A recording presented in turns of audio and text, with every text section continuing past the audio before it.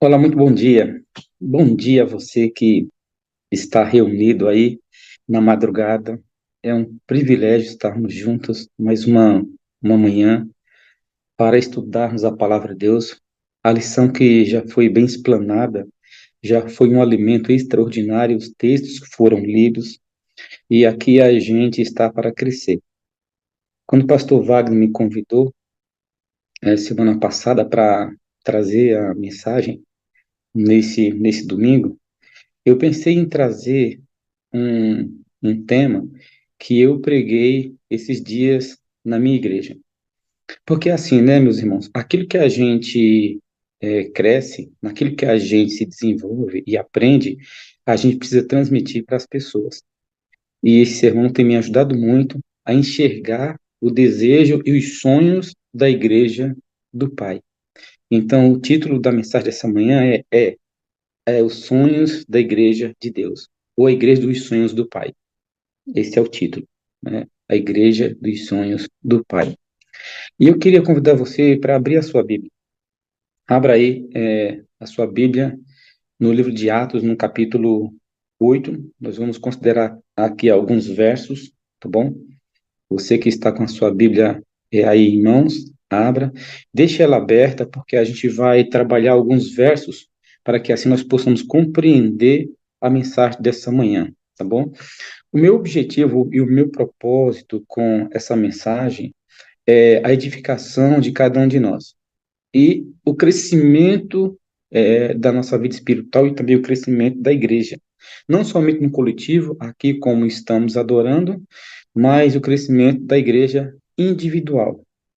Cada um de nós, como igreja de Cristo.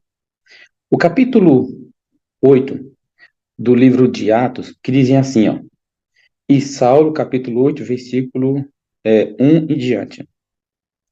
E Saulo consentia na sua morte. Naquele dia levantou-se grande perseguição contra a igreja em Jerusalém, e todos, exceto os apóstolos, foram dispersos pelas regiões da Judéia e Samaria. Deixa eu parar um pouquinho aqui desse primeiro verso para poder te contextualizar do que está acontecendo aqui e por que que Lucas, ele já no capítulo 8 ele apresenta a figura de Paulo como um perseguidor. Na verdade, o capítulo 8 do livro do Atos dos Apóstolos começa no capítulo 6. Como assim, pastor? O capítulo 8 começa no capítulo 6. O capítulo 8 sobre o clímax, né, o ápice da perseguição aqui, a um dos primeiros mártires, depois da morte de Jesus, no ano 31, começa no capítulo 6. Quando que começa no capítulo 6? Com a instituição dos diáconos para que pudesse servir a comunidade dos crentes. O que estava acontecendo?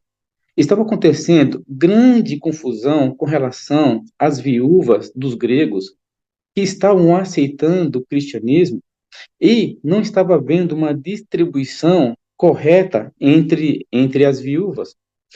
E aí eles começaram a murmurar e houve ali uma discussão, houve uma briga interna, uma guerra fratricida ali entre os que pregavam, entre os que distribuíam, e assim estavam dando mais privilégio a uns do que a outros. Levaram o caso para os discípulos e os discípulos falaram assim: olha, nós precisamos resolver esse problema aí. Não pode ficar assim. Estou contextualizando você e parafraseando o texto bíblico. E de repente, eu encontrei aqui algo impressionante, algo extraordinário. O que foi que eu consegui ver aqui no capítulo 6? Eu consegui ver que quando a igreja está em conflitos, quando há algum tipo de murmuração, desentendimento, tem que colocar o povo para trabalhar, tem que colocar o povo para fazer alguma coisa. A igreja precisa se desenvolver naquilo que Deus lhe conferiu, que são os seus dons. E aí escolhem, no capítulo 6, 7 diáconos. Mas eu quero destacar aqui, pelo menos dos 7, eu quero destacar pelo menos dois. E por que eu quero destacar esses dois? Porque, na verdade, o texto bíblico já os destacam. Olha só que coisa impressionante. o que fala o verso 5 do capítulo 6. Você está com sua Bíblia aberta aí, acompanhe. Diz assim, ó: o parecer agradou a toda a comunidade. E elegeram, e aí vem o primeiro nome, Estevão, homem cheio de fé e do Espírito Santo. Até aqui. Bom, essa qualificação de Estevão está atribuído também aos outros que foram escolhidos. Mas por que o nome de Estevão aparece aqui em primeira mão? Interessante que depois que esses diáconos, depois que a confusão se estabeleceu ali, mas ela foi resolvida, depois que escolheram esses homens cheios do Espírito Santo, olha o que aconteceu depois que eles começaram a trabalhar. Olha o que aconteceu depois que eles começaram a pregar o Evangelho. Olha só o que diz o verso 7. Crescia a igreja de Deus em Jerusalém, se multiplicava o número de discípulos. Também muitíssimos sacerdotes obedeciam à fé. Nós precisamos aprender uma coisa. Escute o que eu vou te dizer. Quando estivermos em conflito nos departamentos, quando a igreja estiver atravessando aí uma turbulência, uma guerra fratricida, quando houver confusão interna, o segredo, meu irmão, meu querido ancião, meu querido diácono, você que é líder de departamento, você que prega a palavra de Deus, sabe qual é o segredo? Pregar o evangelho. Abrir a palavra para as pessoas, levar o alimento, amar as pessoas. E aí eu fiquei pensando, qual é a igreja dos sonhos do Pai? Não é somente ficarmos entre quatro paredes adorando, ou batendo palma, ou levantando a mão, ou dizendo que está recebendo o Espírito Santo. Não, não é isso.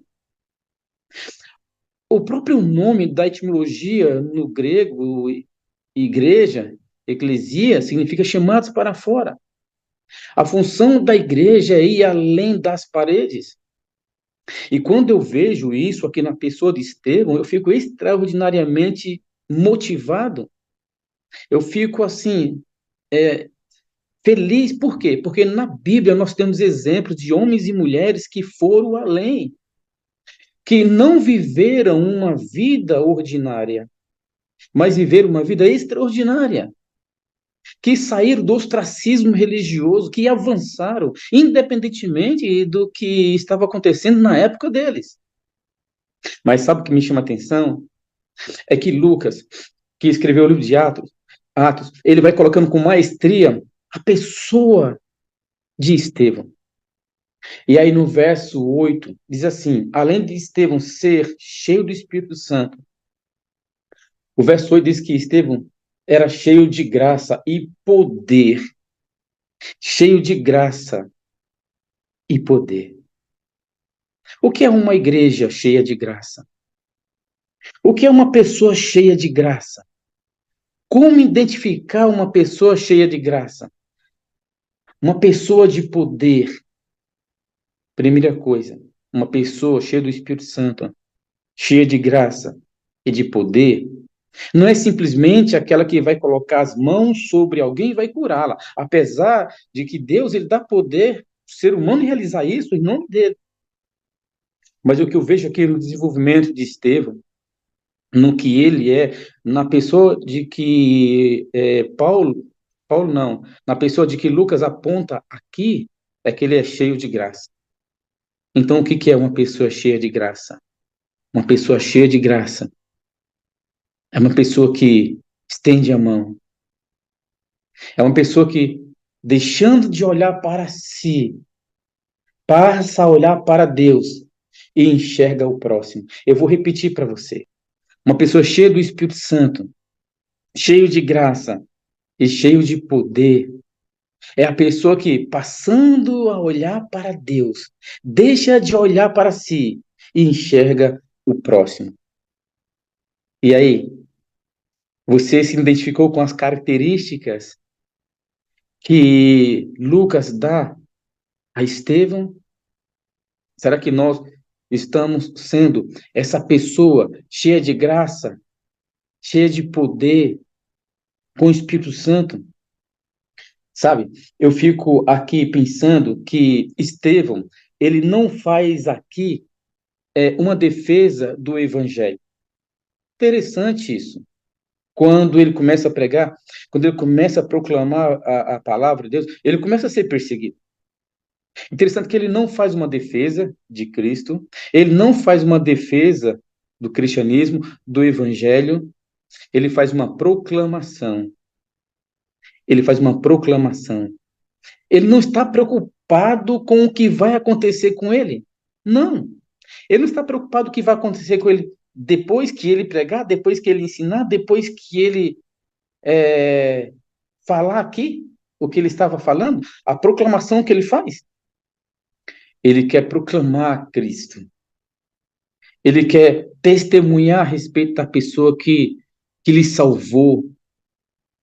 E é interessante que nessa proclamação, Estevão ele começa a dizer quem é Cristo, a proclamar a pessoa de Cristo. Aqui está a igreja dos sonhos do Pai.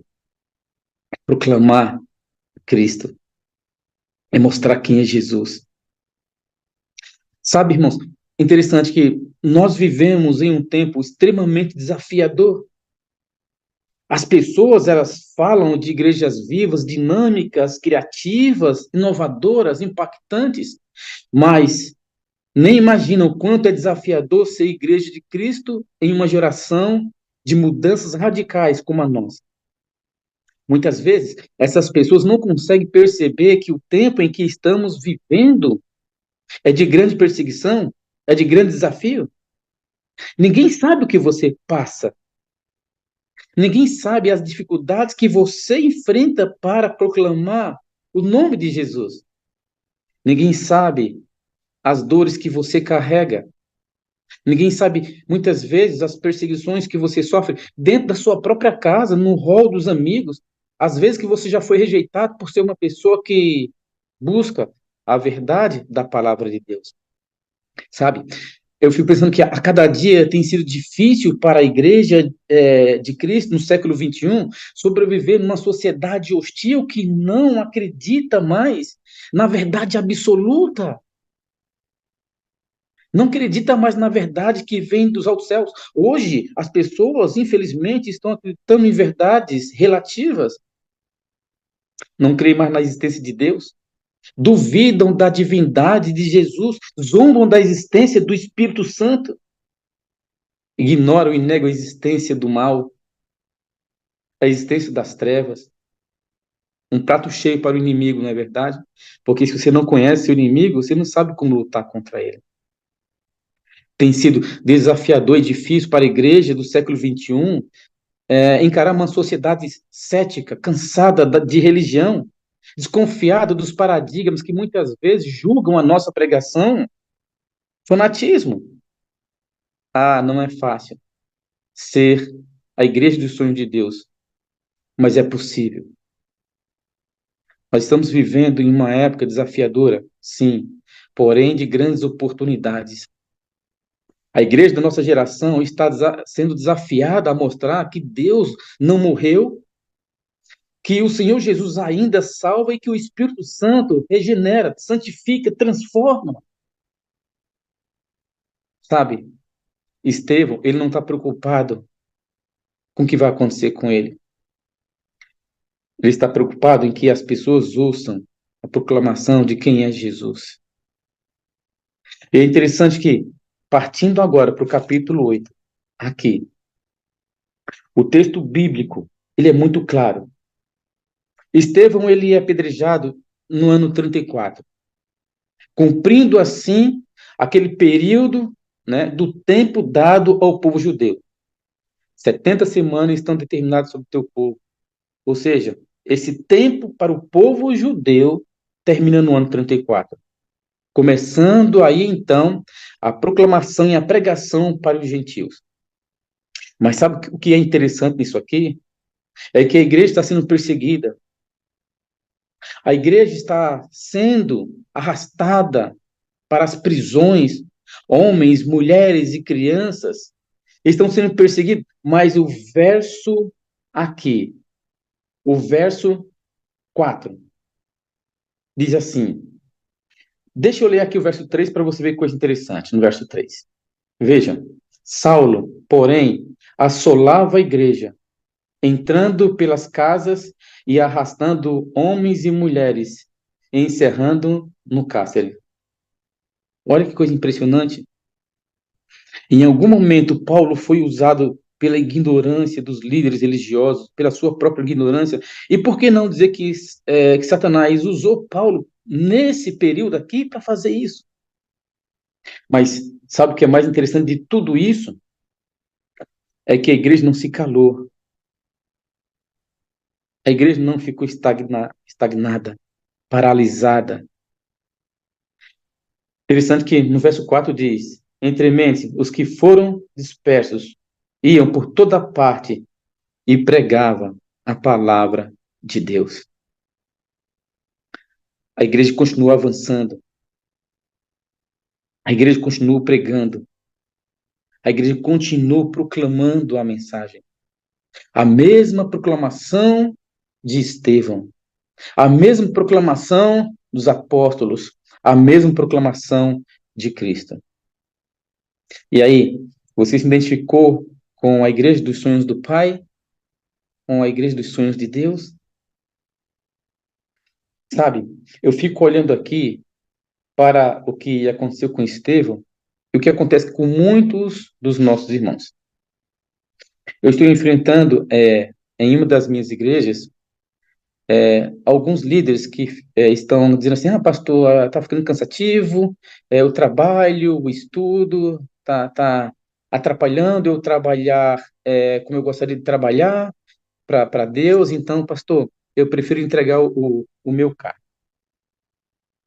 Eu falei, tá bom, irmãos, tá bom, Deus abençoe você.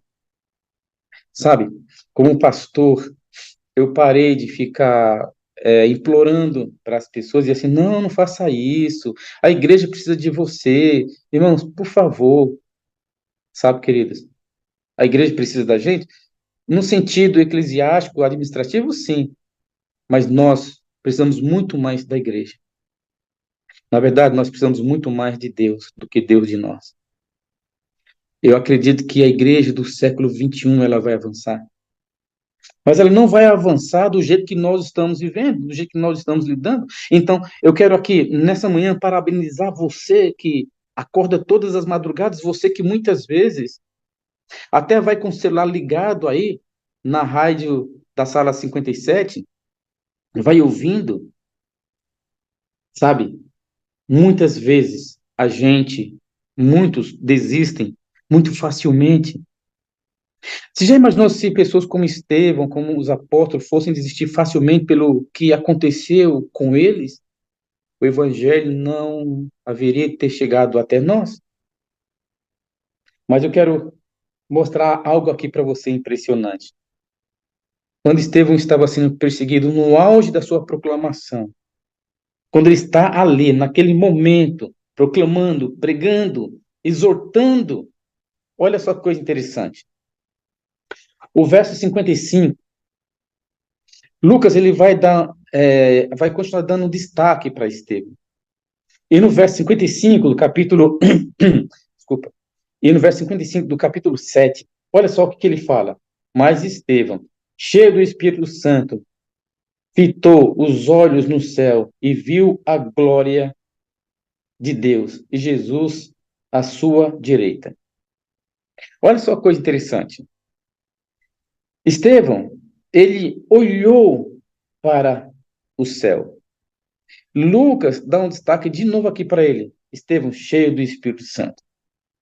Quem é cheio do Espírito Santo não olha para as circunstâncias em sua volta, levanta a cabeça e olha para cima.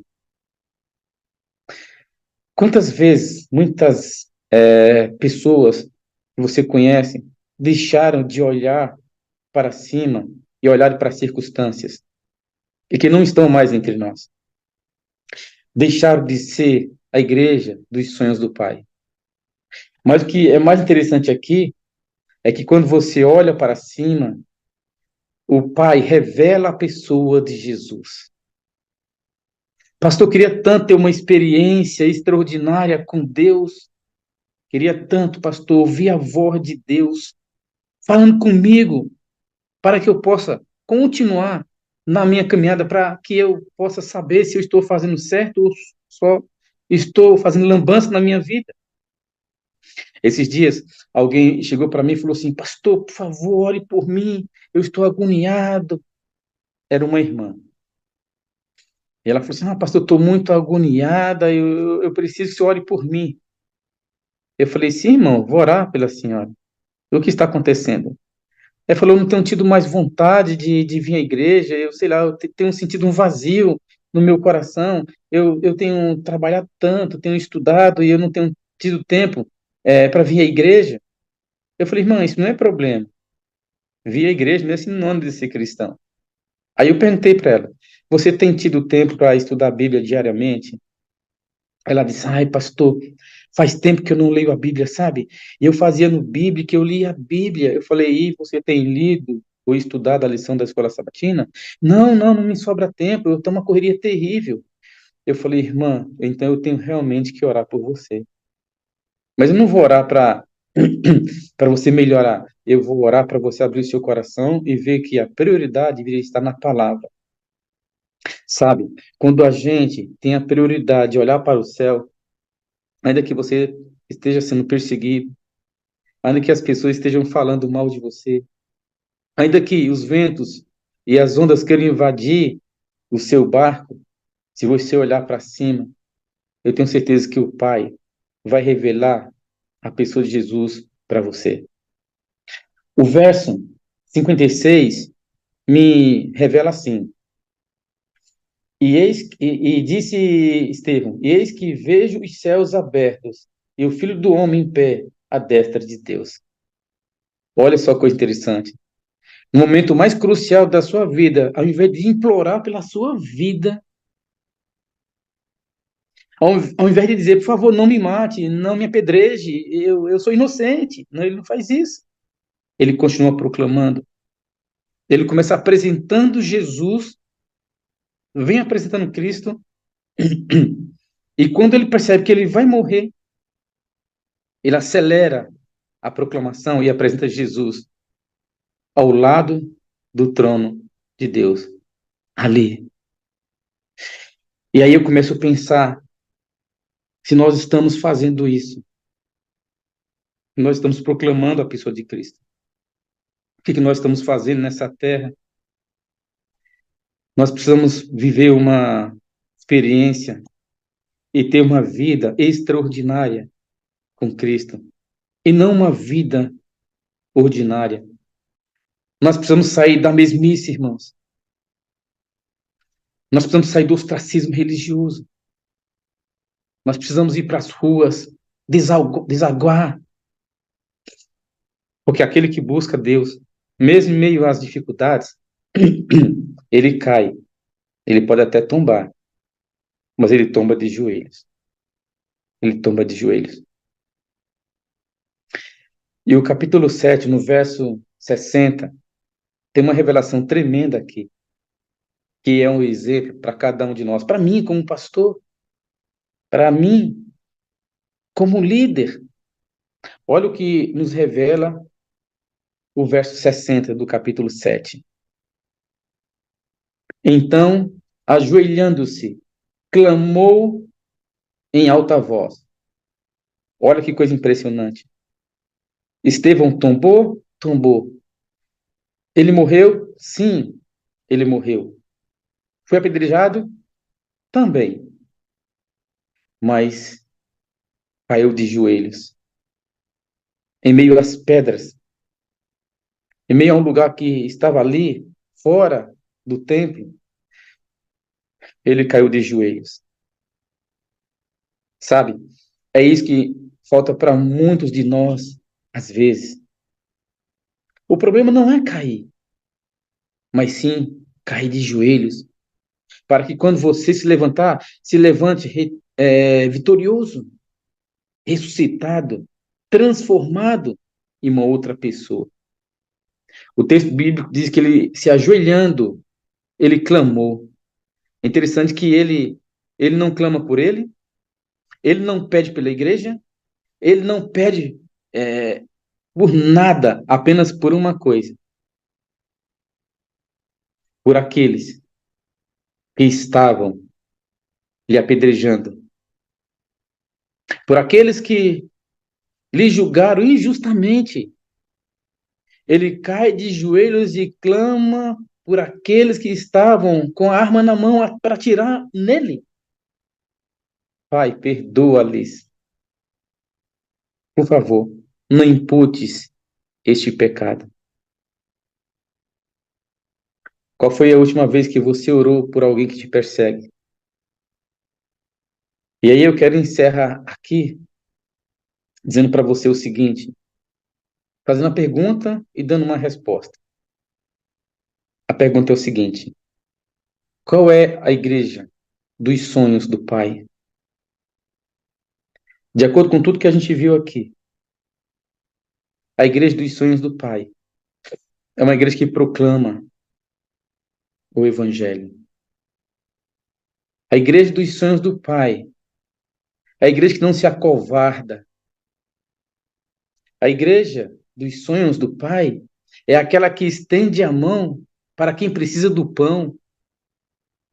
A igreja dos sonhos do Pai é a igreja que sai além dos muros, além das paredes, além do templo. A igreja dos sonhos do Pai é aquela igreja que não vive no ostracismo religioso, que proclama, querigma, que anuncia o breve retorno de nosso Senhor e Salvador Jesus Cristo. A igreja do sonho do Pai é a igreja que perdoa, como a gente acabou de ver. A igreja dos sonhos do Pai é aquela que sai aos sábados à tarde, ou aos domingos, ou em algum dia da semana, e não fica em casa. Prega o evangelho, espalha a boa semente. Eu estou falando da igreja dos sonhos do Pai no sentido coletivo. Mas eu quero dizer para você que a igreja não é só um todo. A igreja é você, sou eu. A igreja também é individual. Então, tudo isso que eu falei para você, os sonhos da igreja, ou os sonhos de Deus para a sua igreja, é que nós perdoamos, estendemos as mãos, preguemos, vivamos, proclamamos. Agora pense isso como indivíduo, como igreja individual, como cristão. E às vezes eu faço a pergunta para mim mesmo: será que eu estou cumprindo a missão? Será que eu não estou preocupado somente é, com o que chega no final do mês para mim? Olha, irmãos, eu vou falar um negócio para você aqui, e com certeza tem muitos pastores aí nos ouvindo, nos assistindo, acompanhando. Para os meus colegas, para cada um de nós, eu fico pensando, quando não tivermos mais auxílio, quando não tivermos mais uma casa para morar, quando não tivermos mais um carro, quando tivermos que proclamar, que pregar, quando formos perseguidos, que tipo de pastores seremos nós? Que tipo de cristãos nós seremos? É isso que conta. No final das contas, é isso que conta. Eu fico pensando e oro todo dia. E falo para Deus, sabe? Eu falo, Senhor, tem misericórdia de mim. E minha oração todas as manhãs é, Senhor, me livra de mim mesmo. Me ajude a ser a igreja dos teus sonhos. Eu estava esses dias pregando e uma pessoa disse assim, pastor, eu preciso falar com o senhor. Eu falei, ok, quando terminar a pregação, a gente conversa um pouquinho. E a gente conversou ali, pedi para o diácono esperar um pouquinho, a gente sentou e a gente conversou. E a pessoa disse assim, pastor, como é que eu faço para ser um missionário, uma missionária? Eu tenho tanta vontade de pregar a palavra, eu tenho tanta vontade de sair da estudo bíblico. Irmãos, que atitude extraordinária. Aquela pessoa, ela tinha se batizado há pouco tempo, meses, mas queria proclamar. E eu falei assim para ela, você já começou bem, me procurando para fazer essa pergunta. Eu falei assim para ela: você não sabe dar estudo bíblico, né? Ela falou: não, pastor, eu me batizei só tem 3 meses, né? Eu falei: é verdade. E falei assim: eu vou colocar uma pessoa para dar estudo bíblico, você vai acompanhar essa pessoa. Ela falou: ah, é tudo que eu quero fazer pelas pessoas o que fizeram por mim, sabe? Aqui está a igreja dos sonhos de Deus. É deixando de olhar para você, olhando para Cristo, se lembrar do próximo. Outra pessoa que eu destaco aqui é Felipe, um grande estrategista, um grande evangelista, que foi para um lugar que estava deserto, da estrada que desce de Jerusalém para Gaza, encontrou ali um eunuco, ensinou, fez uma abordagem pedagógica, ouviu, se aproximou, acompanhou e ensinou, pregou. A igreja dos sonhos do Pai é aquela que proclama, aquela que ensina, aquela que acompanha, aquela que se aproxima das pessoas. Esses dias um pastor amigo meu, ontem a gente estava aqui no treinamento e um pastor amigo meu, ele falou assim: rapaz, eu perdi uma oportunidade. Eu falei: o que foi, amigo? Então, eu entrei no elevador e tinha um casal lá. E o casal olhou para mim e o homem perguntou: você é adventista? Ele: sim, sou pastor da igreja adventista. Eu falei: ah, logo vi que eu já vi o senhor aqui sempre saindo com a Bíblia na mão e de terno. E aí ele falou assim: ah, que legal. E você? Eu falei: então, pastor, eu estou indo ali na igreja, né, do NASP. Eu sou ex-adventista, eu e minha namorada, nós estamos frequentando o NASP. E aí ele falou assim: ah, que legal, que bom. E simplesmente saiu do elevador e o casal foi embora. Ele estava contando ontem para mim, desesperado, dizendo que deixou passar essa oportunidade. Aí ele falou assim: não, mas eu descobri qual é o andar dele e vou entrar em contato. Mas ele ficou angustiado porque naquela hora perdeu aquela oportunidade. E às vezes nós perdemos oportunidades, meus amados, de proclamar, de anunciar. Essa manhã eu queria que você não perdesse as oportunidades que Deus te dá. Eu queria que você não perdesse as oportunidades que Deus coloca diante de você. Por favor, seja a igreja dos sonhos do Eterno. Eu tenho certeza que nessa manhã você ainda pode ser. Eu tenho certeza que nessa manhã você pode fazer a diferença. Eu queria que você guardasse duas frases nessa manhã. Primeiro, faça a diferença no mundo de iguais. Faça a diferença no mundo de iguais. E outra frase é: viva o extraordinário e não o ordinário. Viva o extraordinário com Deus e não o ordinário. Seja a igreja dos sonhos do Pai. Estenda as mãos, perdoe, avance, proclame. Que Deus te abençoe. Nós vamos ouvir uma música, professora, ou eu já posso orar? Geralmente a gente sempre ouve um hino. Não sei se o pastor Wagner deixou um preparado aí, ou eu já posso orar direto. O que que você acha? Pode orar, pastor. Pode Tá bom. orar. Ok. Senhor, nessa manhã nós queremos te agradecer, porque temos exemplos na tua palavra e temos características da igreja dos sonhos do Senhor. Aqui nós vimos Estevão, Filipe, que deram a vida, que não se acovardaram diante dos desafios, principalmente aqui Estevão, que tombou, pregou o evangelho até descer à sepultura e caindo, tombando, caiu de joelhos, mas clamando pela misericórdia de Deus, não preocupado com ele, mas preocupado com o seu próximo. Essa foi a mesma pregação de Jesus na cruz do Calvário, quando estava entregando sua vida, ele disse: Pai, perdoa-lhes, porque não sabem o que fazem. Felipe fez a mesma coisa. Ajuda-nos a não olharmos as circunstâncias que nos cercam, mas olharmos para cima, para que o Pai nos revele quem é Cristo. Que sejamos a igreja que deságua, que perdoa, que alcança, que proclama. Te agradecemos, Senhor, e que nessa manhã, no Dia dos Pais, todos os pais que estão aqui possam ser agraciados pela tua presença. Em nome de Jesus. Amém. Obrigado, professora. Deus Pastor, abençoe você. deixa eu só comentar alguma coisinha da Sim, sua por favor. mensagem.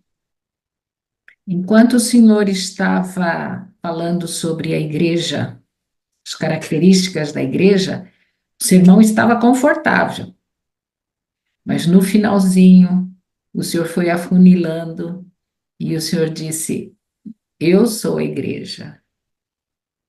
Todas essas características são características da igreja como coletivo, mas de nós como indivíduos, né? E que desafio, que desafio. Em cada fase da vida cristã, nós temos desafios. Eu já mencionei aqui na sala que eu estudei no mestrado sobre o desenvolvimento da fé. E o autor, o teórico que eu estudei, ele diz que há duas formas de nós crescermos na fé, desenvolvermos, mudarmos de estágios da fé, amadurecermos na fé. Uma delas é convivendo com pessoas maduras na fé. E para mim, esse é um dos papéis da igreja. Verdade. Nós temos uma comunidade, uma comunhão, onde eu convivo com pessoas com experiência religiosa que me ajudam a desenvolver a fé, né? Então, eu sempre digo que a tecnologia nos ajuda a termos encontros como este, da Sala 57, mas a Sim. comunhão entre irmãos, a nós interagirmos com os irmãos, né? E eu digo assim, aqui na sala 57 nós assistimos um culto. Na igreja nós prestamos um culto. Nós temos que conviver com pessoas e essa convivência planejada por Deus, porque a igreja foi instituída por Deus, nos ajuda a crescer na fé quando convivemos com pessoas maduras na fé, cada um no seu estágio de fé. A segunda Amém. forma de nós crescermos na fé, de acordo com Fowler, é passamos por dilemas, passando por provações, passando por provas. E o Senhor apresentou aqui Estevão, que foi provado no último estágio de fé, que é dar a vida por uma causa.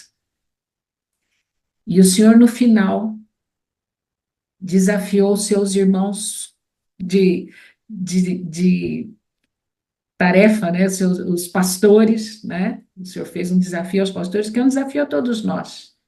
E no dia que nós tivemos que viver tão somente pela fé, sem os recursos da igreja, sem a estrutura da igreja, que nós tivemos que pregar o evangelho sob a mira de um decreto, né, da espada sobre a nossa cabeça.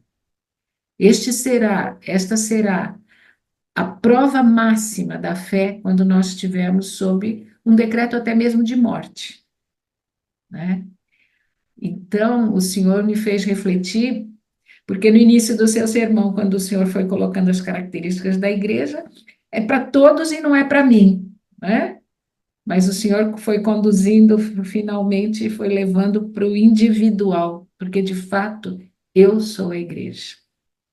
Amém. E o E senhor colocou uma das características da igreja que, para mim, como adulta que sou, já idosa que sou, tem sido meu desafio de fé. Cada estágio da vida a gente tem um desafio de fé. E o senhor coloca Estevão pedindo que Deus não considerasse o pecado daqueles que o estavam matando, né? sim, Amar os inimigos. sim. Aqueles que nos amaldiçoam, aqueles que nos perseguem. Para mim, este é um desafio de fé. Amar aqueles que nos fazem mal. Esse é o maior, né? Para mim, adulta que sou, quando eu era mais jovem, eu tinha outros desafios de fé. Hoje é realmente desenvolver amor por aquele que de forma ostensiva, né, nos perseguem ou não, como é que eu posso explicar isso com palavras mais suaves? Aqueles que, de fato, por você viver o evangelho, se contrapõem a tudo aquilo que você vive, tudo aquilo que você acredita, né? Então, para mim, esse é um grande desafio de fé. E o senhor conclui com essa característica da igreja, é o amor, mas essa é a característica do indivíduo, essa é a característica do que de fato consegue reproduzir o caráter de Cristo, amar os Verdade. inimigos. Então, eu queria agradecer por essa reflexão, pastor, porque Hum, é amém. fácil a gente não se comprometer quando é o coletivo, Verdade. fácil a gente não se comprometer quando é para todos, mas o Senhor nos desafiou individualmente a Sabe o que eu viver fico pensando, isso. Thalita? Sim, É, professora, eu fico pensando assim, sabe? Eu estava pensando na minha própria vida, partindo da experiência que eu vivo como indivíduo, tirando o PR. Tira o PR. Francisco, como é que você vive na comunidade? Como é que você vive nesses estágios, né? Então, quando a gente joga no coletivo, é muito fácil viver isso. Mas quando a gente traz a responsabilidade para si, não é fácil. Eu gosto muito de Sponge. E ele tem uma frase assim que é excelente. E eu quero parafrasear aqui Sponge, né? Ele diz assim: se você está indo para o céu, mas não está levando ninguém contigo, talvez você não esteja indo para lá. Isso é uma das frases extraordinárias, porque viver essa fé extraordinária do que uma fé ordinária vai além das paredes. É ser desafiado a proclamar em uma época em que é difícil para nós, mas é um momento de oportunidade que nós estamos vivendo, né? Isso é interessante. Tempo de oportunidade hoje nós estamos vivendo, de proclamar, de mostrar quem é a pessoa de Jesus Cristo. e eu sou igreja 24 horas por dia, 7 dias da semana, né? Eu sou igreja onde eu estiver, eu sou igreja no supermercado, eu sou igreja no meu trabalho, eu sou igreja, e a gente tem que sair dessa concepção de igreja edifício e entrar na concepção de igreja corpo, Sim, né? Corpo de sim. Cristo, eu sou parte desse corpo, eu preciso viver isso todos os dias e todos os momentos, em todos os lugares, e principalmente dentro da minha casa, que é a minha Sim. igreja também, né? Muito obrigada, pastor. Posso, posso colaborar? O Pode, senhor é sempre deve. bem-vindo. Me desculpe em me intrometer aqui, mas quando a gente fala sobre esse amor e esses princípios, com base da própria maturação cristã, como você falou aí, você sabe que eu sou, assim, eu amo muito os escritos do Espírito e Profecia, né? Primeiro a Bíblia, nossa única regra de fé, e depois o Espírito e Profecia fundamenta toda a apresentação dos conteúdos que eu apresento. Gosto de outros autores que Deus também ilumina, tem muita gente boa que escreve, mas a fundamentação básica eu prefiro sempre, se tem esta fundamentação, prefiro usar Ellen White, muito embora os outros autores sejam muito úteis, como Spurgeon, o mesmo autor que você fundamentou sua tese, nossos professores de teologia, homens que manjam muito de teologia que a gente conhece.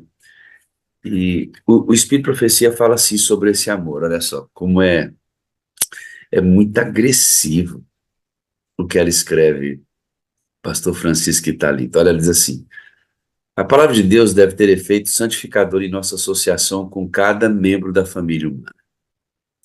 O fermento da verdade não produzirá espírito de rivalidade, amor de ambição, desejo de primazia.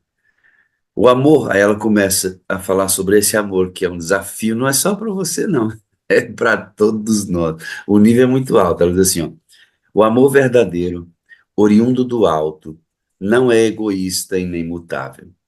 Não é dependente do louvor humano. O eu não luta por nenhum reconhecimento. Não ama os outros porque o amem e lhe agradem, mas por apreciar. Deixa eu voltar. O eu não luta por nenhum reconhecimento.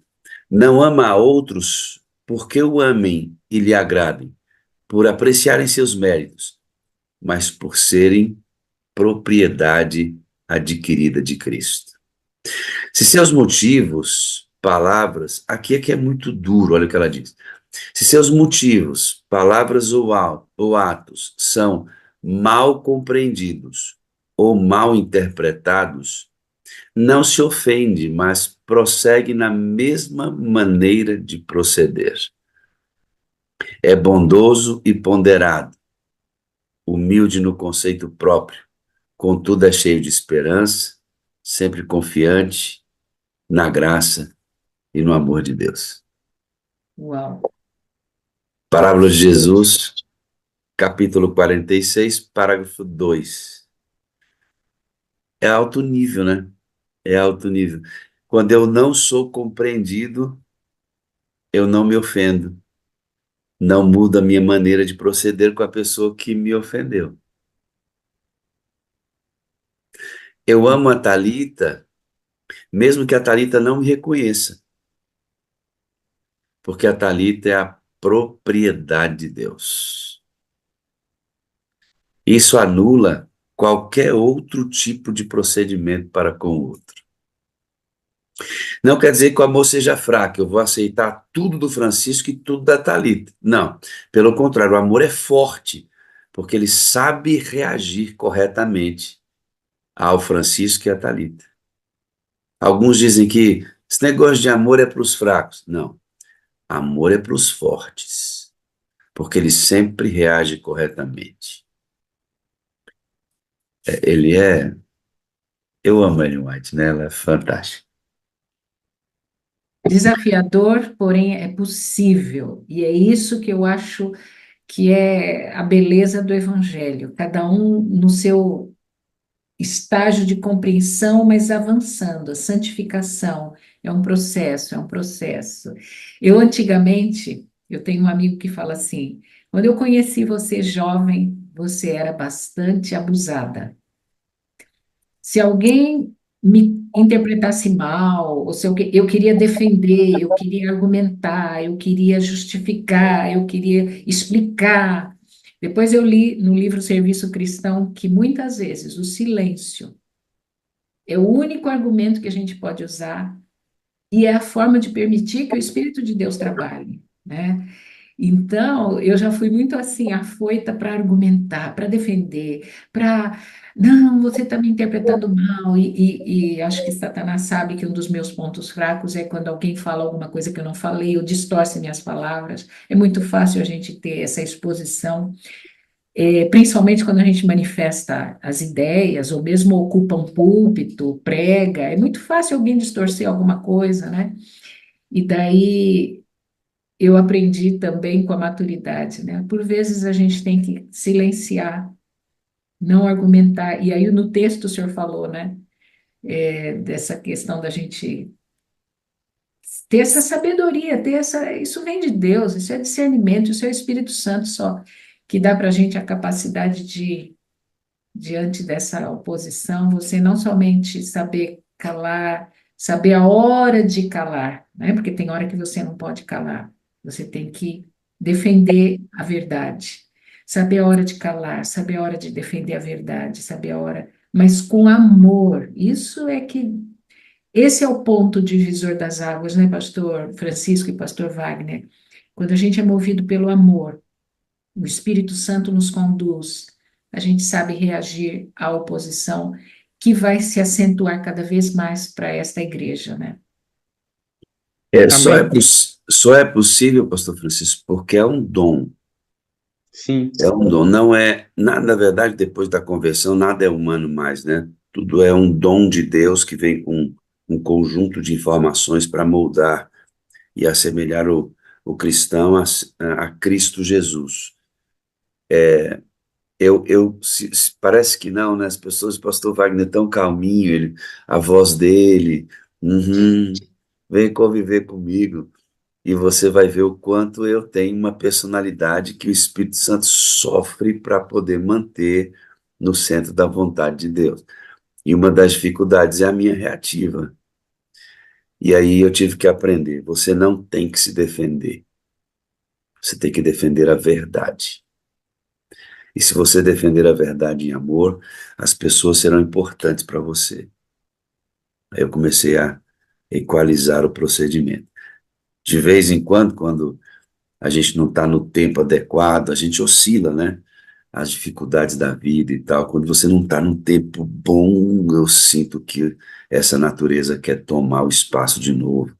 Eu volto aqui, rapazinho, você está perdendo o foco. Vamos voltar para o centro da vontade de Deus. É sempre uma luta, né? Sim, Desculpa, desculpa ter atrapalhado. Imagina, imagina, pastor. Deus O abençoe. senhor mesmo fala que a sala dá essa oportunidade, né? A sala tem essa oportunidade, nos concede essa oportunidade de digerirmos a mensagem, né? Muito obrigada, pastor Wagner, muito obrigada, pastor Francisco. Ser pai é ser amigo de Deus, porque se você é amigo de Deus, você consegue representá-lo. E eu desejo que todos os pais que estão ouvindo ou vão ouvir ainda esta sala possam de fato desenvolver uma amizade tão grande com o Pai que todos percebam, seus filhos percebam. E eu costumo dizer, ainda que você tenha errado como pai, negligenciado talvez no início da vida do seu filho esse cuidado, né, que o vídeo mostrou, esse companheirismo, porque na correria da vida, buscando o sustento da família, às vezes o tempo é direcionado com tanta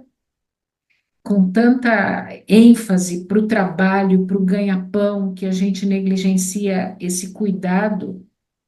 Não se esqueça que mesmo que você tenha tido dificuldades no passado, hoje você pode desenvolver uma intimidade tão grande com o Pai que os seus filhos, mesmo adultos, podem perceber que você, de fato, representa o nosso Pai, que, de fato, a sua vida de fé simboliza aquilo que Deus gostaria desde o princípio, antes do pecado, que a figura masculina simbolizasse na formação do caráter de uma criança.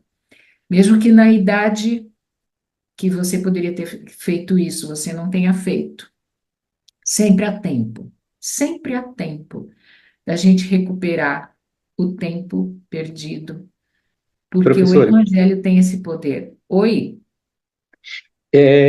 você falou um negócio muito interessante aí, os pais, e aí eu lembrei de uma coisa muito interessante que eu estava saindo aqui para beber água, falei, eu não posso deixar passar isso, não. A Thalita abriu aqui uma janelinha, é rapidinho. sim, pastor. Eu estava pensando aqui, professora Thalita, quando Davi foi enfrentar o gigante Golias, e nesse intervalo enquanto ele está correndo para o vale para enfrentar o gigante, Saul, ele pergunta para o seu general Abner, e é interessante que ele não quer saber quem é Davi, ele quer saber quem é o pai de Davi. Não é interessante isso, né? Abner, me diz quem é o pai desse menino. É interessante isso, entre esse intervalo entre Davi enfrentar o gigante e entre a batalha não ter acontecido ainda, nesse intervalo aparece essa fala de Saul. Veja e descubra de quem é filho esse menino, quem é o pai dele. Eu acredito que, como pais, nós temos que preparar nossos filhos para enfrentar os gigantes. E eu achei muito interessante essa colocação de Saul, não querendo saber quem é Davi, mas quem era o pai dele. Era só para falar isso. Obrigada, pastor. Obrigada, muito obrigada. E eu gostaria também de relembrar um outro personagem bíblico que Ellen White cita no Lar Adventista como um modelo para os pais. Se você tiver sua Bíblia aí perto, abra no livro de Gênesis, capítulo 33. Um homem que errou na vida, mas Ellen White cita no livro Lar Adventista como um modelo a ser copiado pelos pais. Capítulo 33, no versículo. O capítulo descreve o encontro de Esaú com Jacó, Então, no versículo 13, quando Esaú diz que vai acompanhá-lo até o local onde ele vai se estabelecer, Jacó responde assim: meu senhor sabe que as crianças são frágeis, que estão sob os meus cuidados, ovelhas e vacas que amamentam suas crias. Será forçá-las demais na caminhada, um só dia que seja, todo o rebanho morrerá. Por isso, meu senhor, vai à frente do teu servo e eu sigo atrás devagar, no passo dos rebanhos e no passo das crianças, até que eu chegue ao meu senhor em Seir. Jacó aprendeu que ele devia ir no passo das crianças, acompanhando as crianças. Nesse vídeo que nós vimos um pai que acompanhou as crianças. Meu desejo é que todos os pais que nos assistem acompanhem ao pai, porque o pai nos acompanha, a fim de que eles possam também conduzir seu rebanho, suas crianças, no passo deles, ao lado, caminhando, no ritmo deles, mas guiando, conduzindo para o caminho onde eles devem chegar. A Bíblia diz que Esaú, então, foi por um caminho e Jacó foi para outro caminho. E o versículo 20 diz: ali edificou um altar e lhe chamou Eu, Eloé, Israel. Jacó seguiu no ritmo das crianças e do rebanho, e ao se estabelecer, edificou um altar. Meu desejo para os pais, eu tinha até separado, mas não deu certo, um vídeo do meu pai. Meu pai faleceu há 3 anos já, e um dos últimos hinos que ele cantou com 87 anos na Igreja do Marco, ele falava na letra do hino que ele anseia pelo lar, né? Quero estar com Jesus neste lar. Eu nasci, meu pai não era adventista, demorou 18 anos para se tornar adventista, mas ele descansou na esperança de viver com Jesus neste lar. E como um pai que se tornou cristão, já quando eu era jovem, né, que ele se tornou cristão, eu pude ver nele os traços do caráter do nosso pai. Essas virtudes que eu li na abertura da sala, que Ellen White diz que os pais representam a Deus, né? Eu vou até retomar aqui, ela diz que os pais representam a Deus na energia, na integridade, na honestidade, na paciência, na coragem, na diligência, na prestatividade. São virtudes que os pais devem desenvolver como representante do grande legislador, ela fala, né? Meu desejo é que nós tenhamos estas virtudes retratadas no caráter dos pais que estão aqui na sala buscando o Espírito Santo e em todos nós que representemos o caráter do nosso grande Pai. Então, um feliz Dia dos Pais para todos os pais que estão aqui nesta manhã. E agora, nesta madrugada, e os que vão assistir depois. E agora eu gostaria de chamar o meu amigo Rogério. Rogério, você também é pai, certo? Sou sim, sou pai de duas meninas, É, como é o nome delas? a Isabelle e a Isadora. Ah, o pastor Wagner está aqui solicitando. Pastor, entra e pode falar, pastor Wagner, por favor. Posso? Então, Pode. O senhor é o dono, o senhor é o pai nessa deixa eu dar o sala. recado. Ó, não esquece que você que está aí do lado pode cooperar com o avanço da sala 57 com mais velocidade. É só você tá aí no YouTube. Você nem sair daí, não. Você tá aí no YouTube. Tem um dedinho lá, ó. Vai lá no joinha. Olha lá, ó. Thalita, deixa eu colocar você aqui para todo mundo ver. Quer ver? Vamos tirar aqui. Eu vou tirar o Roger. Pastor, o senhor Mostra sabe aí. que, deixa eu só entrar aqui, eu estou aqui na sala 57. Ó, é só isso aí, ó. É só ir lá na reunião, no joinha. Pronto. Olha, estou Olha dando lá. joinha aqui, ó. Deixa eu tirar só o som da minha. Aqui tá com. Eu vou aqui no joinha e clico aqui nesse dedinho para cima. Fácil E demais, sabe né? que o senhor falou disso a semana passada? O senhor sabe que eu não estava inscrita no canal. O quê? Como é que Aí eu me pode uma inscrevi correndo no canal. Quando eu é olhei, falei, só. peraí. Mas é porque aparece direto na minha tela. Quando eu abro o YouTube de manhã cedo, a sala 57 aparece porque tem uma quantidade significativa de visualizações. Aí, quando o senhor falou, eu olhei e falei, "Ah, eu ainda não estou inscrita." Me inscrevi no canal. E agora acabei de dar o joinha. Ó, legal isso aqui, é bem didático. A Thalita não estava inscrita no canal. Thalita, tem um monte de gente que vem aqui todo dia, e não tá ainda, se acredita num negócio desse? Sim, ela não estava. Obrigado por se inscrever no canal. E uma coisa interessante, você não estava inscrita no canal, mas a reunião aparecia na sua feed de Direto. notícias. Sabe por quê? Por causa do joinha e da quantidade de visualizações posteriores em loco que essa reunião tem. Então o robozinho diz assim, ó, essa reunião é interessante, vou mandar para mais gente. É um robô, gente, é um robô. Ele não sabe se ele gosta ou não do que. Se tiver muita visualização, ele manda. Se tiver muito joinha, ele manda. É um robô. Ele é programado para isso. Então faz isso que a Thalita fez ali, ó. Vai lá no seu celular, vai lá na reunião, entra.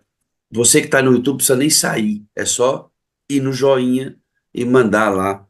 Batemos um recorde outro dia, 3.000 só, você acredita? Nós temos mais de 5.000 que participam da reunião, mais de 10.000 que entram todo dia e só tivemos 3.000 joinha. Ô, ajuda essa reunião a avançar para muito, muito mais lugares, tá bom? De novo, desculpe intrometer-me, um grande abraço. Não apareço mais, eu prometo. O senhor nunca se intromete, pastor. O senhor é o grande paizão da sala. Mas, Rogério, você estava falando, você tem duas meninas. Isso, a Isabelle e a Isadora. Qual a idade? A Isabelle tem 11 e vai fazer 12. E a Isadora tem 7, tá bem pertinho também do 8. Você também parece novinho, mas engana, hein?